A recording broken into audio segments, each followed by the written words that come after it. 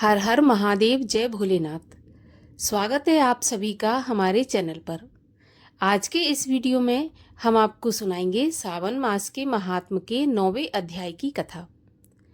इसके अलावा हमारे चैनल पर आप सभी प्रकार की व्रत कथाएं, महात्म सुन सकते हैं। इसके लिए आपको केवल हमारे चैनल को सब्सक्राइब करके बेल आइकन पर क्लिक करना है और आज की ये कथा अच्छी लगे तो एक लाइक अवश्य कर दीजिए, क्योंकि आपके लाइक से ही हमें ये पता चलता है कि आपको हमारा वीडियो पसंद आया है। और अगर वीडियो अच्छा लगे तो शेयर भी कर दीजिए। साथ ही साथ कमेंट में ओम नमः शिवाय भी अवश्य लिखिए।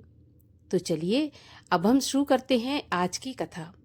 तो देखिए, सावन महीने के जो सोमवार हैं वो तो हम सभी जानते हैं, बहुत महत्वपूर्ण त्योहार होते हैं, बहुत महत्वपूर्ण व्रत होता है सोमवार का। परंतु सावन महीने के शुक्रवार का व्रत करने से क्या फल की प्राप्ति होती है, किस प्रकार शुक्रवार का व्रत करने से भगवान भोलेनाथ प्रसन्न होते हैं, हम आज की इस कथा में जानेंगे। तो चलिए शुरू करते हैं सावन मास के महात्म के 9वें अध्याय की कथा। देवादिदेव भगवान ने सनत कुमार से कहा, हे सनत कुमार, अब मैं तुम्हें शुक्रवार की कथा सुनाऊंगा, जिसके केवल सुनने मात्र से ही प्राणी सब प्रकार की विपत्तियों से छूट जाता है। प्राचीन काल की बात है, पांडव वंश में एक सुशील नामक राजा उत्पन्न हुए। वह 64 कलाओं के जानकार, धनुर्विद्या में विशारद थे। पुत्र सुख को छोड़कर राजा को सभी प्रकार का आनंद था। उसने बहुत प्रयत्न किए, मगर उसको पुत्र की प्राप्ति नहीं हुई। राजा सुशील की रानी का नाम सुकेशी था। वह सर्व गुणों से युक्त थी। जब उसके यहाँ बहुत प्रयत्न करने पर भी पुत्र नहीं हुआ तो वो हर समय उदास रहने लगी। वह रानी स्त्री स्वभाव के कारण हर महीने कपड़ों को अपने पेट से बांधकर पेट को बड़ा करती थी। इस प्रकार साहस के कारण स्वप्रसूति के अनुसार सुकेशी किसी गर्भिणी को खोजती रही। संयोगवश उसने पुरोहित की पत्नी को देखा। उस समय वह सगर्भा थी, तो कपटी रानी ने प्रसव के समय में दाई का कार्य करने वाली एक स्त्री को इस काम के लिए नियुक्त किया। उस सूतिका को एकांत में बहुत सा धन दिया और अपने गर्भ के अनुकरण की सारी बातें कह सुनाईं। उधर राजा ने अपनी रानी को गर्भवती समझकर बड़े ही प्रसन्नता के पूर्वक दान पुण्य किया और पुंसवन और सीमंतोन्नयन कार्य बड़े प्रसन्न मन से किए। पुरोहित की पत्नी का प्रसव का समय नजदीक आ गया था। यह सुन उस दाई ने अपने वचन का पालन किया। पुरोहित की स्त्री गर्भवती थी, लेकिन प्रसूति की बात नहीं जानती थी। वह दाई का आदेश मानती थी तथा उसके कहे अनुसार ही चलती थी। पुरोहित की स्त्री द्वारा वंचना कराने पर दाई ने उसकी आंखों पर पट्टी बांध दी और उसके यहाँ उत्पन्न हुआ पुत्र एक दासी के द्वारा रानी के पास भिजवा दिया। इस प्रकार रानी के पास उस पुरोहितानी के पुत्र के पहुंच जाने की किसी को कानो कान खबर भी नहीं हुई एवं इस नाटक को कोई नहीं जान सका। रानी ने पुत्र ग्रहण करके कहा कि मेरे यहाँ लड़का हुआ है, और सब जगह यह खबर फैला दी। उधर दाई ने पुरोहितानी की आंखों की पट्टी खोल दी। वह अपने साथ मांस की एक पिंडी लाई थी। उसने वह पुरोहितानी को दिखाई और दुख प्रकट करते हुए दाई ने उससे कहा, यह अनिष्ट हुआ है, अपने पति से कहकर इसकी शांति करवाना। पुत्र नहीं हुआ तो ना सही, किंतु तुम्हारे प्राण तो बच ही गए ना। तो पुरोहितानी को प्रसव के विषय में चिंता हुई, क्या इसने कपट किया है। इस प्रकार वह संदिग्ध अवस्था में रहने लगी।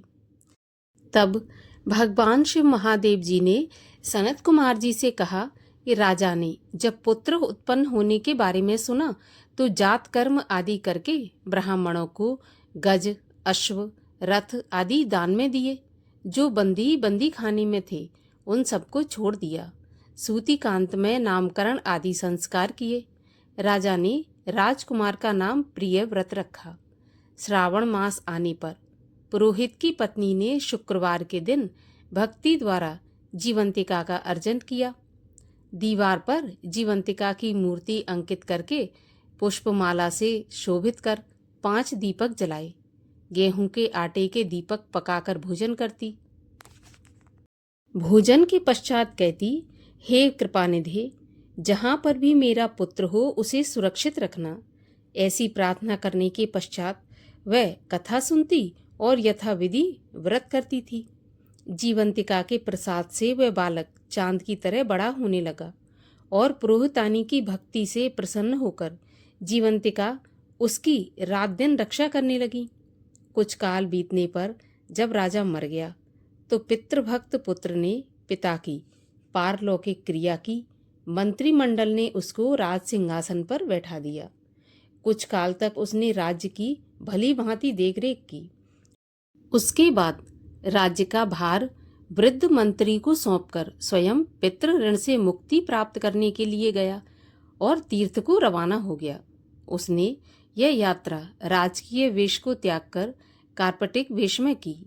एक दिन वह मार्ग में एक गृहस्थ के यहाँ ठहरा। उस गृहस्थी के यहाँ पुत्र हुआ था।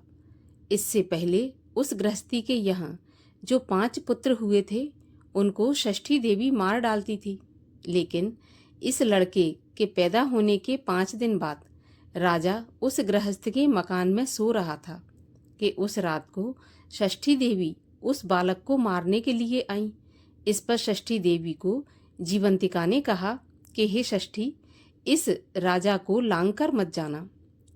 इस प्रकार जीवंतिका के मना करने पर भी उस षष्ठी देवी नहीं मानी और आगे बढ़ी, तो उसके किए से कुछ नहीं हो सका और वह खाली हाथ वापस लौट आई।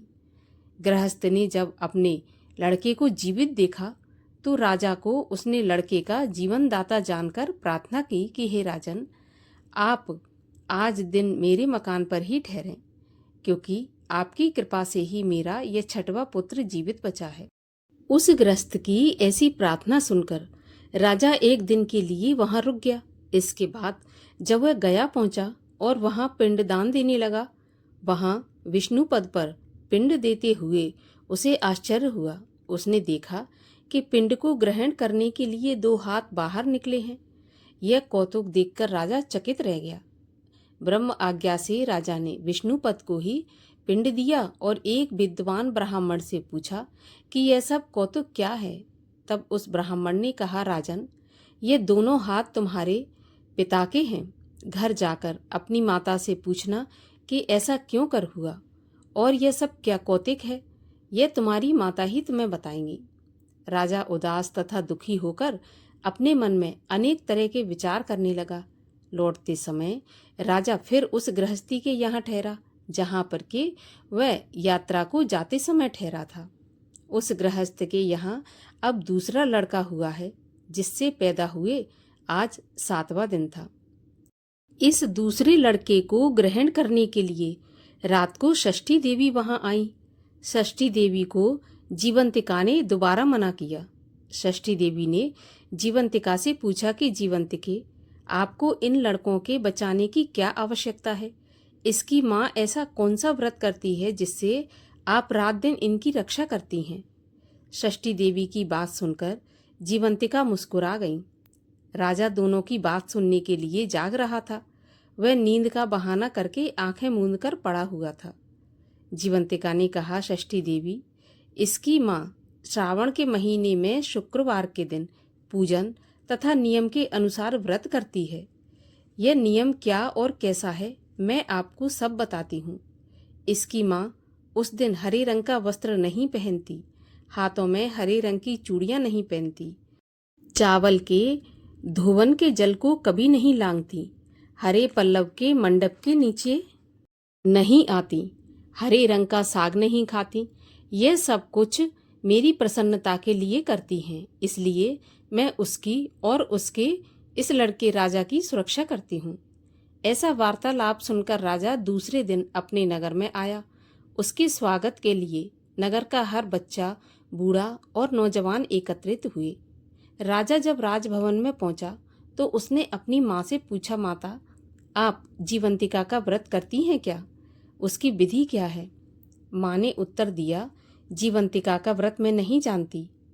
तब राजा ने गया यात्रा के फल प्राप्ति के ब्राह्मणों तथा सुहागिनों को भोजन कराने की अभिलाषा प्रकट की। उन सुहागिनों तथा ब्राह्मणियों के यहाँ हरे वस्त्र, हरी चूड़ियाँ परीक्षा के लिए भिजवाए। दूत ने उनसे कहा कि आप राजभवन में भोजन के लिए पधारें। पुरोहित की पत्नी ने दूत से कहा, मैं हरे रंग की कोई चीज नहीं लेती। पुरोहित की पत्नी की यह बात सुनकर दूत ने सारा हाल राजा से जाकर कहा। राजा ने तब दूत के हाथ लाल रंग के वस्त्र और फल एवं अन्य वस्तुएं पुरोहितानी के यहाँ भिजवाईं, तो उनको उसने ग्रहण कर लिया और फिर वह राजा के महल में गई।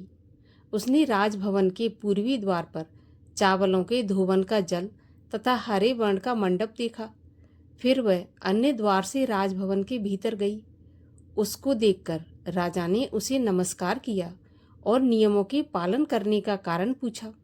पुरोहितानी ने राजा को शुक्रवार के व्रत का प्रभाव बताया। राजा के सन्मुख आने पर ही उसके स्तनों से दूध बहने लगा।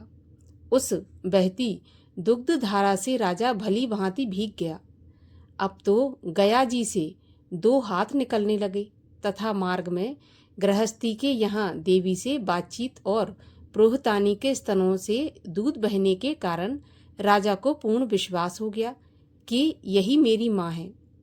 अब राजा अपनी प्रजा का पालन पोषण करने वाली माँ के पास गया और उससे कहा, माँ, तुम डरो नहीं और मुझे मेरे जन्म का सही हाल बताओ। तब सुकेशनी ने उसे सारा हाल निडर होकर सही सही बता दिया।